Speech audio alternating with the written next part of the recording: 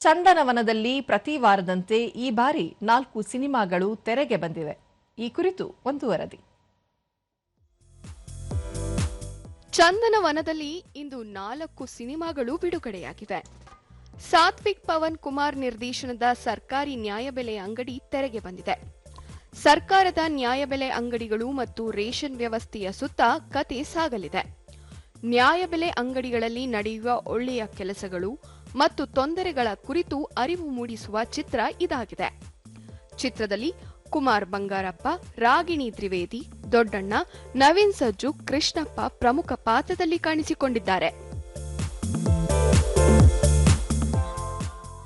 R Anantharaju ನಿರ್ದೇಶನದ ಶ್ರೀಮತಿ ಸಿಂಧೂರ ಚಿತ್ರ ಬಿಡುಗಡೆಯಾಗಿದೆ.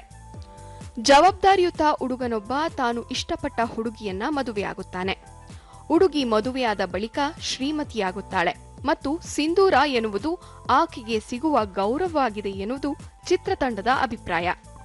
ಮದುವೆಯ ನಂತರ ನಾಯಕನ ಜೀವನದಲ್ಲಿ ಬರುವ ಅನಿರೀಕ್ಷಿತ ತಿರುವುಗಳು, ಬದಲಾವಣೆಗಳು ಮತ್ತು ಸಂಸಾರದಲ್ಲಿ ದೈವಿಕ ಭಕ್ತಿಯ ಮಹತ್ವವನ್ನ ಈ ಚಿತ್ರದ ಕತೆ ಹೊಂದಿದೆ. ವಿಜಯ ರಾಘವೇಂದ್ರ, ಪ್ರಿಯಾ ಹೆಗಡೆ, ಮಾನಸ ಸುಧೀರ್, ರೇಷ್ಮಾ ವಿ ಗೌಡ ಮುಖ್ಯ ಭೂಮಿಕೆಯಲ್ಲಿ ನಟಿಸಿದ್ದಾರೆ.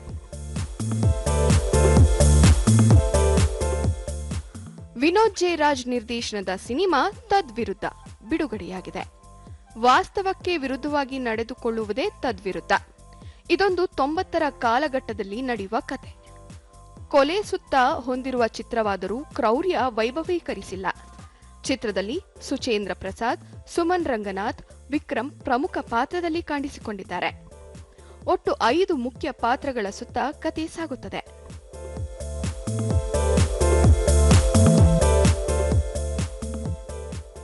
ತಾರುಷ್ ನಿರ್ದೇಶನದ ಸಿನಿಮಾ ಜಾಲಿ ಬಿಡುಗಡೆಯಾಗಿದೆ. ಪ್ರೀತಿಯಿಂದ ಆರಂಭವಾಗಿ ವಿವಿಧ ತಿರುವುಗಳನ್ನ ಪಡೆದುಕೊಂಡು ಕೊನೆಗೆ ಮತ್ತೆ ಪ್ರೀತಿಯಲ್ಲೇ ಮುಕ್ತಾಯವಾಗುವ ವಿಭಿನ್ನ ಹಾದಿಯನ್ನ ಈ ಚಿತ್ರ ಹೊಂದಿದೆ. ಚಿತ್ರನಟ ದಿವಂಗತ ಪುನೀತ್ ರಾಜ್ಕುಮಾರ್ ಅವರ ಸಿನಿಮಾದಿಂದ ಪ್ರೇರಿತವಾದ ಸುಂದರ ನೆನಪಿನ ಅಂಶಗಳು ಇದರ ಕಥೆಯೊಂದಿಗೆ ಸಹಜವಾಗಿ ಬೆಸೆದುಕೊಂಡಿದೆ. ಸಿನಿಮಾದಲ್ಲಿ ತಾರುಷ್, ಪದ್ಮಶ್ರೀ, ಪ್ರೇಮ, ರುಷಾಂಗ್, ಡಿಕೆ ವೇಣುಗೋಪಾಲ್, ರಿಯಾ ಮುಖ್ಯ ಭೂಮಿಕೆಯಲ್ಲಿ ನಟಿಸಿದ್ದಾರೆ.